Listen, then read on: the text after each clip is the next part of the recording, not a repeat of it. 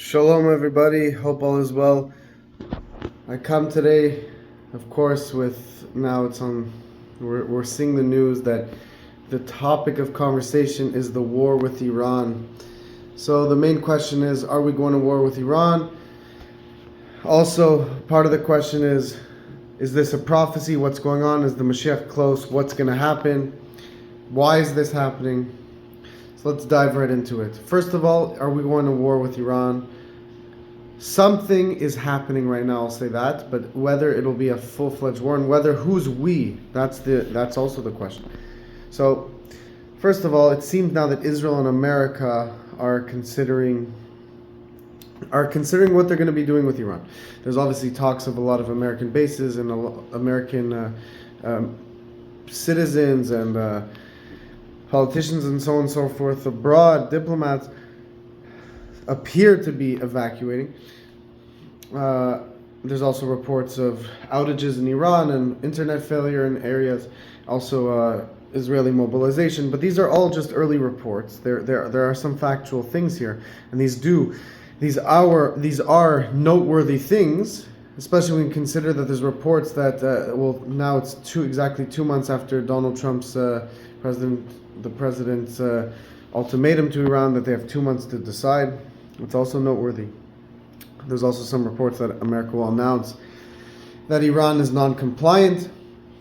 So all these things are noteworthy, but again, nothing major has yet happened to say that this is guaranteed a war or a strike on Iran's facilities, but obviously something is going on, it would appear.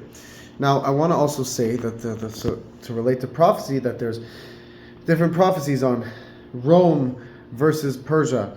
Will Rome fall into the hands of Persia, or will Persia fall into the hands of Rome? And the main opinion, the Gemara concludes, the accepted main opinion, that ultimately Persia will fall into the hands of Rome. So Persia we know is Iran, and who is Rome? Well, Rome is actually in this modern day the Roman Empire, or the Roman figure is America, because they are the main Western nation and European mainly founders, so to speak. Obviously, I'm not getting into politics and saying on who lived in America before. That's a different story. But I'm saying the government of America, the nation, the country of America, coming more from the people who come from Europe that are descendants of Esav, which would be under the Roman Empire. It's mainly the main European nation that actually America is under the category of Rome.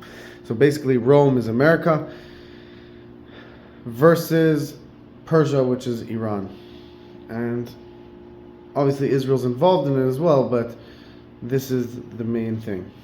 And the question is, we'll see what will happen, but that's interesting to note that already in the times of the Gemara, our sages, our holy rabbis were telling us that the final showdown, in a sense, will be between America and Iran. And this was said thousands of years ago, and well, it's exactly what's happening. So I think that's the main thing we got to realize, is that we got to focus on the prophetic aspect, on how we can get involved and tailor ourselves towards Hashem's will, towards God's will, to serve Him. Because as interesting as what's going on in the world is, it's secondary to the most important thing, which is how are we fighting our inner war to overcome evil, to serve God. How are we involved? Because the war is happening, whatever's going on is happening, and God is unfolding His plan. But the question is, are you a part of that plan? Are you a servant to God, or God forbid, are you not? So you got to ask yourself that. And again, I want to mention that, just to touch upon that idea, is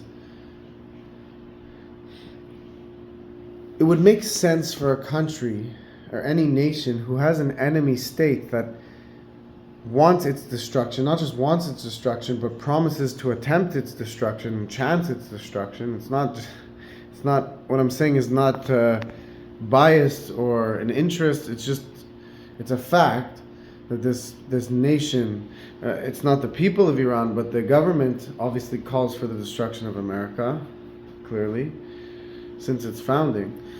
So it would make sense for that country's enemy not to want it to have nukes and to try to stop it before it has nukes, because once it has nukes, God forbid, it's a lot, it changes the equation completely. So it would make perfect sense for that country that's the enemy of this country trying to develop nukes to make sure that they never get nukes, because that's what a wise person would do, is to see the future before it happens and to prevent a negative outcome before it even happens, not to let the nuke be formed and then cry about it and wish it never happened, but to proactively prevent the nuke from the enemy.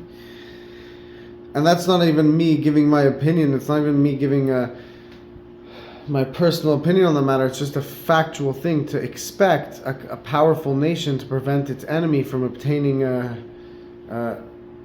nuclear weapons. It doesn't take a rocket scientist to figure that one out.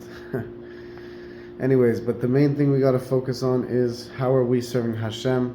How are we doing more today to do more mitzvahs, more of God's commandments, to learn more Torah, to learn every day a little bit more Torah, to increase our study time every day, to increase the kindness we do, the charity we give, to share the presence of God with the world, to bring others closer to God, to bring others to be servants of Hashem. That is how we make sure that we're doing what we need to be doing. Because at the end of the day, that is the only thing that's in our control. And in fact, our service of God here on earth is what changes the physical reality around us and is what sweetens the outcome and brings the Mashiach faster. So guys, I hope this important message found you well in these very interesting and chaotic times. We should know the Messiah is very close, and one extra good deed that you do today can be enough to bring him. So please post good deeds in the comments below that you will be doing. Please like, please comment, please share, subscribe, please support the Torah channel. And let's spread this message and let's bring Mashiach.